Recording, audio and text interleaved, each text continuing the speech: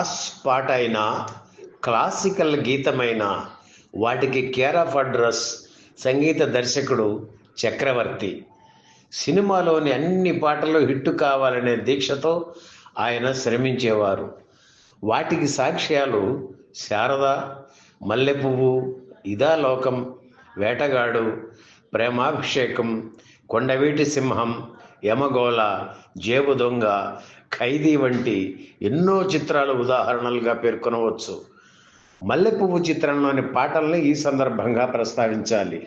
ఓహో లలిత నా ప్రేమ కవిత వంటి ప్రేమ గీతాన్ని స్వరబద్ధం చేయడం ఒక ఎత్తైతే, మరో మల్లియ కన్నా తెల్లనిది వంటి భగ్న ప్రేమ గీతానికి ఎవరికి తెలుసు చితికిన మనసు అంటే సాగే విషాద గీతానికి స్వరకల్పన చేయడంలో చక్రవర్తి చూపించిన తేడా, భావాన్ని అర్థం చేసుకుని బాణీ కట్టడంలో ఆయన శక్తి ఎటువంటిదో అర్థమవుతుంది. చక్రవర్తికి ఇష్టమైన రాగాల్లో మాయామాళవ గౌళ, మూగ ప్రేమ చిత్రంలో నాగులేటి వాగులోన కడవముంచబోతుంటే పాటను ఆ రాగంతోనే స్వరపరిచారు చక్రవర్తి. ఆ పాటతోనే సంగీత దర్శకుడిగా తను పరిచయం కావడం సెంటిమెంటుగా భావించేవారు. శృతిబద్ధంగా, లయబద్ధంగా 3 దశాబ్దాలకు పైగా చక్రవర్తి స్వర సంచారం సాగింది. తెలుగు సినీ సంగీత సామ్రాజ్య చక్రవర్తి సినీ జీవిత విశేషాలు మీకోసం. తెలుగు చలనచిత్ర సంగీత సామ్రాజ్యానికి పేరుకు తగ్గట్టుగానే చక్రవర్తిలానే ఓ వెలుగు వెలిగారు సంగీత దర్శకుడు చక్రవర్తి. తెలుగు సినిమా సంగీతాన్ని దాదాపు 1.5 దశాబ్దం ఆయన శాసించారు. అగ్ర హీరోల దగ్గర నుంచి వర్ధమాన నటీనటుల వరకు అందరికీ చక్రవర్తి సంగీతమే ఊపిరిగా ఉండేది. ఆయన పాలనలో పాటలు ఊగాయి, పరుగులెట్టాయి, ఉరకలు వేశాయి. కేవలం చక్రవర్తి పేరుతోనే ఆడిన సినిమాలు చాలా ఉన్నాయి. 7వ దశకం చివరిలో వచ్చిన సూపర్ డూపర్ హిట్ సాంగ్స్కు ఆయనే స్వరకర్త కావడం గమనార్హం. దాదాపు 960 చిత్రాలకు సంగీత దర్శకత్వం వహించి తన బాణీలతో దశాబ్దం పైగా ఆంధ్రదేశాన్ని అలరించారు చక్రవర్తి. తెలుగు సినీ సంగీత ప్రపంచంలో ఎందరో మహామహులు తమ బాణీలు పలికించిన పాట వినగానే దీన్ని చక్రవర్తి స్వరపరిచారు అని సామాన్య ప్రేక్షకుడు కూడా ఇట్టే గుర్తుపట్టేవారు. చక్రవర్తి అసలు పేరు కొమ్మినేని అప్పారావు. నటుడు, దర్శకుడు కొమ్మినేని శేషగిరిరావు సోదరుడు ఈ చక్రవర్తి. మొదట గాయకుడిగా చక్రవర్తి తన సినీ జీవితాన్ని ప్రారంభించారు. ఆయన తన తొలి పాటను మాంగళ్య యోగం కన్నడ చిత్రం కోసం పాడడం విశేషం. ఆ తర్వాత విఠలాచార్య స్వీయ దర్శకత్వంలో నిర్మించిన జయ విజయ చిత్రంలో 2 పాటలు పాడారు.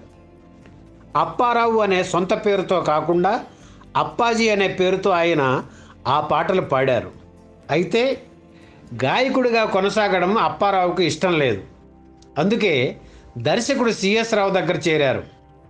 ఎన్టీఆర్ హీరోగా విశ్వశాంతి సంస్థ సిఎస్ రావు దర్శకత్వంలో నిర్మించిన కంచుకోట, నిలువు దోపిడీ, దేశోద్ధారకులు చిత్రాలకు అసిస్టెంట్ డైరెక్టర్గా పనిచేశారు.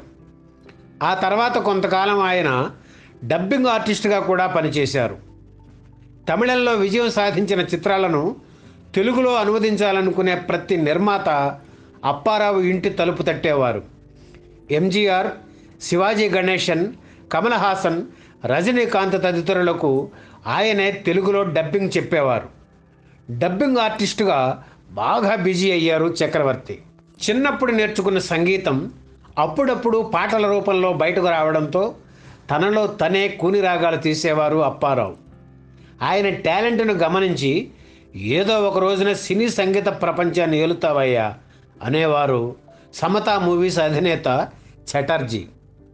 ఆయనే అప్పారావు పేరును చక్రవర్తిగా మార్చి మూగ ప్రేమ సినిమాతో 1971లో సంగీత దర్శకుడిగా పరిచయం చేశారు. శోభన్ బాబు హీరోగా నటించిన ఆ చిత్రం హిట్ కాకపోవడంతో కొత్త అవకాశాలు రాలేదు చక్రవర్తికి. దాంతో మళ్ళీ డబ్బింగ్ ఆర్టిస్టుగా కొనసాగారు. నిర్మాత క్రాంతి కుమార్ సంగీత దర్శకుడిగా చక్రవర్తికి శారద చిత్రంతో మరో అవకాశం ఇచ్చారు. ఇందులోనూ శోభన్ బాబే హీరో.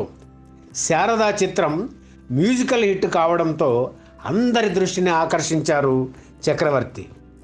కళా తపస్వి కె విశ్వనాథ్ శారద చిత్రానికి దర్శకత్వం వహించారు. ఇందులోని పాటలన్నీ జనాన్ని ఆకట్టుకున్నాయి. ఆ తర్వాత రాఘవేంద్రరావు తండ్రి కెఎస్ ప్రకాశ్రావు తను తీసిన ఇదాలోకం చిత్రానికి చక్రవర్తిని సంగీత దర్శకుడిగా తీసుకున్నారు. ఈ సినిమాలో పాటలు హిట్ అయ్యాయి. రాఘవేంద్రరావు దర్శకత్వం వహించిన తొలి చిత్రం బాబు. దీనికి కూడా చక్రవర్తి సంగీత దర్శకత్వం వహించారు. ఇందులోని పాటలు మాస్ ఆడియన్స్ను అలరించాయి.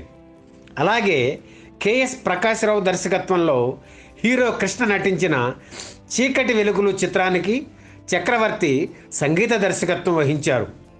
ఇందులోని పాటలన్నీ హిట్టే. ఇక అప్పటి నుంచి వెనక్కి తిరిగి చూసుకునే అవసరం చక్రవర్తికి కలగలేదు.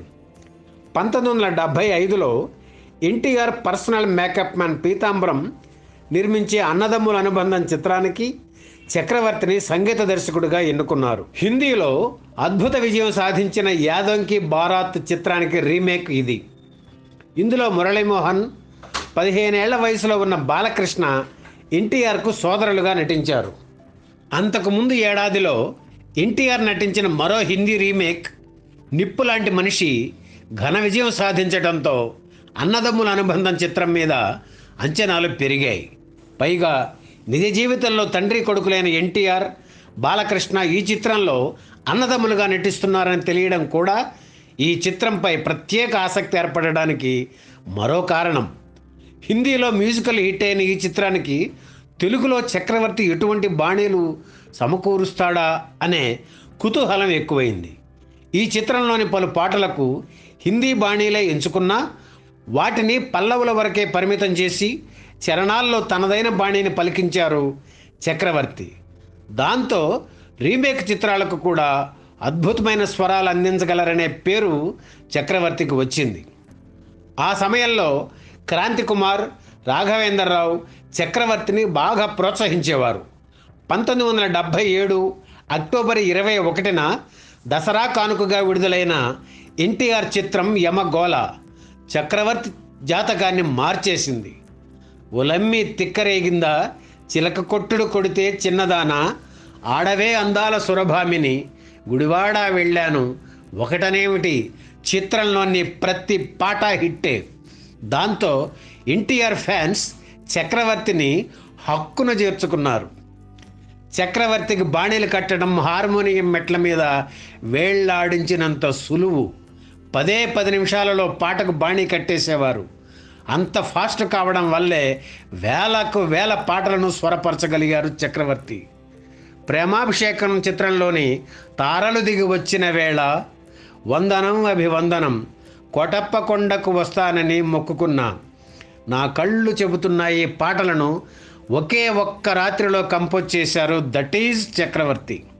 క్లాసికల్ సాంగ్స్ చేసే అవకాశం కలగడం లేదని విచారపడకుండా దాన్ని క్లాస్ సాంగ్స్గా మలుచుకొని డ్రైవర్ రాముడు చిత్రంలో ఏమని వర్ణించను, కొండవీటి సింహం చిత్రంలో వానొచ్చే వరదొచ్చే, బలిపీఠం కోసం కుశలమా నీకు కుశలమేనా, జేబు దొంగలో నీలాల నింగిలో వంటి చిరస్థాయిగా నిలిచిపోయే బాణీలను సమకూర్చారు చక్రవర్తి. 4 తరాల హీరోలకు మ్యూజికల్ హిట్స్ ఇచ్చిన ఘనత చక్రవర్తిది. ఏడాదికి అంటే 12 నెలలకే 80 సినిమాలకు పనిచేసి చరిత్ర సృష్టించారు. ఆ రోజుల్లో రికార్డుల అమ్మకాల్లో చక్రవర్తి సినిమాలో సెన్సేషన్స్ క్రియేట్ చేశాయి. తెలుగునాట ఆ స్థాయిలో అలరించిన సంగీత దర్శకుడు మరొకరు కనిపించరు, వినిపించరు. తనకు సంగీత పరిజ్ఞానం లేదంటూనే తెలుగు సినిమా సంగీతాన్ని శాసించారు చక్రవర్తి. నటుడు కావాలనే కోరికతో మద్రాసు చేరిన చక్రవర్తి తను ఎంత బిజీగా ఉన్నా అడపాదడపా తెరపై కనిపించేవారు. ఇళయరాజా రంగప్రవేశంతో చక్రవర్తి జోరుకు బ్రేక్ పడింది. సంగీత దర్శకుడుగా అవకాశాలు తగ్గడంతో నటన వైపు మళ్ళారు. సంగీత దర్శకుడిగా ఆయన చివరి చిత్రం అమ్మోరు. సంగీత దర్శకుడిగా 1000 చిత్రాలు పూర్తి చేయాలనే కోరిక చక్రవర్తికి ఉండేది.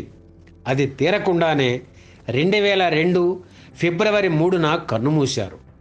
ఆయన తనయుడు శ్రీ కూడా కొన్ని చిత్రాలకు సంగీత దర్శకత్వం వహించారు. తండ్రిలా పేరు తెచ్చుకోలేకపోయిన శ్రీ చిన్న వయసులోనే మరణించి తండ్రిని చేరుకోవడం విచారకరం. ఈ వీడియో మీకు నచ్చితే లైక్ చేయండి, షేర్ చేయండి, వెంటనే సబ్స్క్రైబ్ కూడా చేయండి.